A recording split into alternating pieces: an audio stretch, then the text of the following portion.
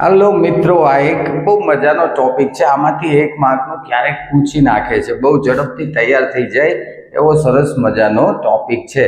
Last year તમને ખ્યાલ હોય તો લાસ્ટ પેપરની અંદર એક આ સવાલ પૂછી નાખેલો, પીળી ક્રાંતિ એટલે શું, શેના વિશે થઈ હતી. કોન્સ્ટેબલનું પેપર તમે ચેક કરશો તો આ સવાલ તમને જરૂરથી મળશે. તો જનરલી આપણને ક્રાંતિ વિશે બહુ ખબર હોતી નથી. જુદા જુદા ફિલ્ડમાં, ખાસ કરીને કૃષિના ફિલ્ડમાં થયેલી જે ક્રાંતિઓ છે એમાં આપણને શ્વેત ક્રાંતિ અથવા તો હરિત ક્રાંતિ વિશે જ ખબર હોય છે, પણ ઘણી બધી ક્રાંતિઓ થઈ છે. તો આ એક ક્રાંતિનું લિસ્ટ છે જે આજે તમે લખી લેજો અને થોડું તૈયાર કરશો તો આરામથી તૈયાર થઈ જશે. એક માર્કનું બહુ સારો ક્વેશ્ચન તમારા માટે તૈયાર થઈ જશે. જેમ કે હરિત ક્રાંતિ શેના વિશે થઈ હતી, તો કે ખાદ્ય અનાજ ઉત્પાદન. આપણને ખબર જ છે કે શરૂઆતમાં ભારતમાં હરિત ક્રાંતિ થયેલી. ત્યારબાદ શ્વેત ક્રાંતિ દૂધ માટે, એ બી તમને ખબર જ છે, ડૉક્ટર કુરિયન દ્વારા કરવામાં આવેલી આખી જે સહકારી મૂવમેન્ટ ચાલી, અમૂલનો જન્મ થયો એ શ્વેત ક્રાંતિથી થઈ. હવે આગળ વધીએ તો એક આવશે નીલી ક્રાંતિ. તો નીલી ક્રાંતિ યાદ રાખજો, માછલી ઉત્પાદન માટે થયેલી છે, જે બહુ ઓછાને ખબર હોય છે. આ પૂછાઈ ગયું છે. પીળી ક્રાંતિ તેલીબિયાના ઉત્પાદન માટે. રજત ક્રાંતિ ઈંડાના ઉત્પાદન માટે પણ જે આખું પ્રોજેક્ટ લેવામાં આવેલું ઈંડાનું ઉત્પાદન વધારવા માટે, તો રજત ક્રાંતિ એને કહેવાય છે. ફળ ફૂલ બાગાયતી ઉત્પાદન વધારવા માટે થયેલી ક્રાંતિને કહે છે સુવર્ણ ક્રાંતિ. ટમેટા અને માંસ ઉત્પાદન લાલ કલરના હોય, ટમેટા અને માંસ ઉત્પાદન લાલ કલરના હોય, તો એના માટે જે થયેલી ક્રાંતિ છે એને કહે છે લાલ ક્રાંતિ. છે ને મજાની બધી ક્રાંતિ.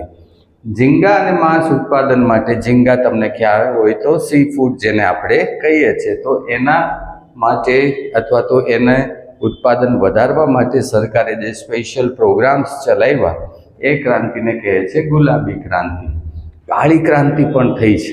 હા, કાળી ક્રાંતિ પણ થઈ છે. તો કાળી ક્રાંતિ એટલે કે પેટ્રોલિયમ ઉત્પાદન માટે થયેલી ક્રાંતિને કહેવાય છે કાળી ક્રાંતિ. હવે કાળી થઈ હોય તો ભૂરી તો થઈ જ હોય, તો ભૂરી ક્રાંતિ શેના માટે થઈ આવું પૂછે તમને, તો ચામડા અને કોકોના ઉત્પાદન માટે થયેલી ક્રાંતિને કહેવાય છે ભૂરી ક્રાંતિ.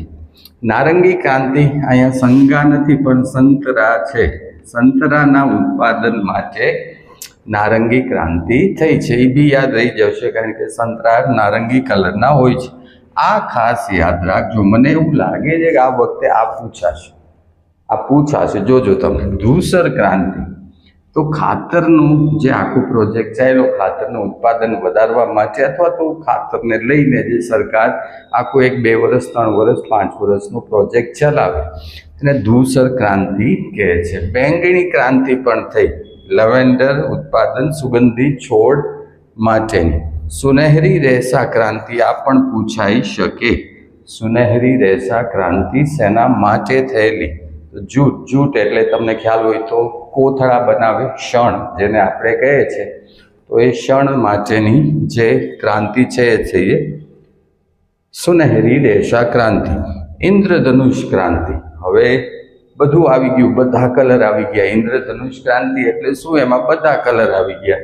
એનો અર્થ એ છે કે તમામ કૃષિના ઉત્પાદન અથવા તો એના વિકાસ માટે જે કામ કરવામાં આવ્યું એને ઇન્દ્રધનુષ ક્રાંતિ કહે છે. ગોળ ક્રાંતિ અથવા રાઉન્ડ ક્રાંતિ, આવું પણ નામ છે એક ક્રાંતિનું, અને એ થઈ છે બટાકાનું ઉત્પાદન વધારવા માટે. ગોળ ક્રાંતિ અથવા રાઉન્ડ ક્રાંતિ. છે ને મજાનું. તો બહુ આવા ઇન્ટરેસ્ટિંગ ટોપિક હોય છે, નાના હોય છે, પણ આપણા માટે બહુ કામના હોય છે. ફોરવર્ડ કરજો જરૂરથી, તમે ખુદ તૈયાર કરી લેજો અને મિત્રોમાં પણ જરૂરથી શેર કરજો. Thank you.